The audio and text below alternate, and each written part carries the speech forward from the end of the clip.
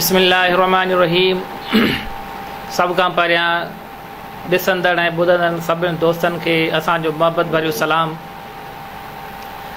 जीअं त अॼु खां पहिरियां बि तव्हांजे ख़िदमत में सिंध टैलेंट टीवी जे ज़रिए नुस्ख़ो पेश कयो वियो जेको मादे जी गर्मीअ तकलीफ़ ऐं अल्सर वग़ैरह खां हुयो। अॼु बि ईअं ई दोस्तनि जे ख़िदमत में असां हिकु मादे जी अल्सर जो रमज़ान महीने जे गर्मीअ जे निस्बत सां हिकु बहितरीनु मौक़िफ़ ऐं नुस्ख़ो पेश कंदासीं ऐं असां दोस्तनि खे इहो ॿुधाईंदा हलंदासीं त असां इंसान ज़ात जे पैदाइश जो मक़सदु आहे त अल्लाह ताला जी इबादत करणु ऐं इंसान ज़ात जी ख़िदमत करणु। असां मुख़्तलिफ़ तरीक़नि सां इंसान ज़ात जी ख़िदमत कंदा आहियूं, पर असांजे लाइ शायदि अल्लाह ताला जे तरफ़ां हिकु हिकमत ऐं दानाईअ वारो हिकमत जो जेको फार्मूलो आहे उहो अल्लाह ताला असांखे अता कयो आहे।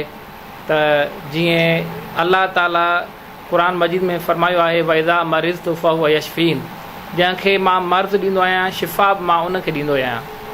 याने मर्ज़ ॾियण वारी ज़ात बि अल्लाह ताला जी आहे ऐं शिफ़ा ॾियण वारी ज़ात बि अल्लाह ताला जी आहे। इंसानु सिर्फ़ु कोशिशि कंदो आहे ऐं असां हिकमत में ऐं डॉक्टरनि वटि सिर्फ़ु कोशिशि इहा हूंदी आहे, बाक़ी सभिनि खे अल्लाह ताला ॾे यकीन ऐं तवजह करणु घुरिजे। असां बि अल्लाह ताला ते यकीन रखी करे सभिनि दोस्तनि जे ख़िदमत में इहे नुस्ख़ा पेश कंदा आहियूं त तव्हां जेकॾहिं इस्तेमालु कंदो त इनशा अल्लाह ताला तव्हांजे लाइ आसानी ऐं तव्हांजे लाइ हिकु बहितरीनु रस्तो ऐं ज़रियो पैदा थी वेंदो। हाणे मुख़्तलिफ़ मर्ज़नि जे लाइ मुख़्तलिफ़ इलाज थींदा आहिनि।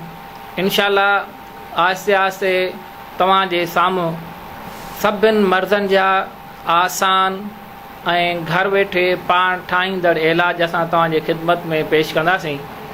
जीअं हिन वक़्तु वधि में वधि जेके असांजे मुआशिरे में ख़ासि तौर ते असांजे सिंध में वॾियूं बीमारियूं आहिनि उहे हेपाटाइटिस A-B-C आहे, उन खां पोइ बवासीर आहे ऐं कैंसर आहे। अलहमदुलिल्लाह इन्हनि जा आज़मायल बार बार आज़मायल फार्मूला जेके असां वटि आहिनि इनशा अल्लाह ताला उहे बि असां तव्हांखे फ़ी सबीलिल्लाह हिन चैनल जे ज़रिए तव्हांजी ख़िदमत में असां पेश कंदासीं।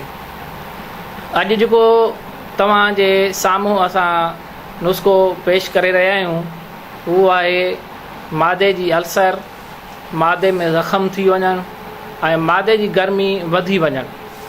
उन जूं निशानियूं इहे आहिनि त जॾहिं मादे में अल्सर थींदी आहे या गर्मी वधी वेंदी आहे त सभ खां पहिरियां उञ घणी लॻंदी आहे ऐं जान में सुस्ती थी वेंदी आहे, थकावट थी वेंदो आहे, जान में पीड़ अची वेंदी आहे, मानी घटि वणंदी आहे, बेचैनी बेक़रारी पैदा थींदी आहे या मानी सही नमूने सां हज़म न थी सघंदी आहे। जेकर मानी माण्हू वधीक खाई वेंदो आहे त उनखे उल्टियूं वग़ैरह लॻंदियूं आहिनि या दिमाग़ ते ऐं जिस्म ते हिकिड़े क़िस्म जो बोझ ऐं भार चढ़ी पवंदो आहे। उन जे लाइ आसान नुस्ख़ो इहो आहे त असां जंहिं प्याले में चांहि पीअंदा आहियूं इहो प्यालो हिकु खणंदासीं, उन में 1.5 चमच असफगोल जी दही ऐं 1.5 चमच मिश्री घोटियल विझी बाक़ी प्याले में कढ़ियल खीर विझी प्यालो असां भरींदासीं। जॾहिं प्यालो असांजो भरिजी वेंदो त इन खे शाम जे टाइम में ईअं तयारु करे फ्रिज में रखी छॾींदासीं, फ्रीज़ कंदासीं। सुबुह जो रोज़े रखण वारे टाइम ते सभ खां पहिरियां उथी करे इहो सीरे निमा ठही वेंदो, इन खे चमच सां खाईंदासीं। उन खां 15-20 मिंट तरसी करे उन खां पोइ जेका मानी वग़ैरह जेको कुझु खाइण पीअण आहे उहो खाईंदासीं ऐं अहिड़े तरतीब में वरी 1.5 चमच असफगुल जो ऐं 1.5 चमच मिश्री जो उन प्याले में विझी खीर सां भरे वरी फ्रीज़ करे रखंदासीं। शाम जो रोज़े खोलण खां अधु कलाक तक़रीबन पोइ इहो साॻियो इन ई तरीक़े सां असां इस्तेमालु कंदासीं।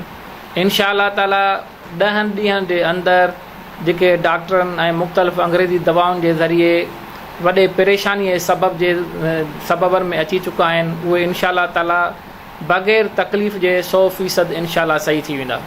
पर सभिनि दोस्तनि खे इहा गुज़ारिश आहे त हीउ नुस्ख़ो निहायत ई थधो आहे, इन जे करे हिन खे घणी मुदत लाइ इस्तेमालु न कबो। वधि में वधि हिन खे 15 ॾींहं इस्तेमालु करे सघे थो जेकर तमामु शिदत हुजे त 20 ॾींहंनि ताईं माण्हू इस्तेमालु करे सघे थो, वधीक हिनखे इन तरतीब में इस्तेमालु न कबो। इहो दोस्तनि लाइ तमामु निहायत बहितरीनु फार्मूलो आहे। इंशा अल्लाह ताला जेके दोस्त हिनखे इस्तेमालु कंदा उन्हनि खे रमज़ान जे रोज़नि में बि तकलीफ़ न थींदी ऐं उन खां अलावा बाक़ी ॾींहंनि में जेका खाधे जे करे मैदे में, दिमाग़ में, जिस्म में गर्मी जो असरु वधी वेंदो आहे, उहा शिदत बि ख़तमु थी वेंदी ऐं इंशा अल्लाह मादे जे मेंटेन थियण जे करे तक़रीबन जेके बीमारियूं थियनि थियूं उहे सभु इंशा अल्लाह न थींदियूं ऐं ख़तमु थी वेंदियूं।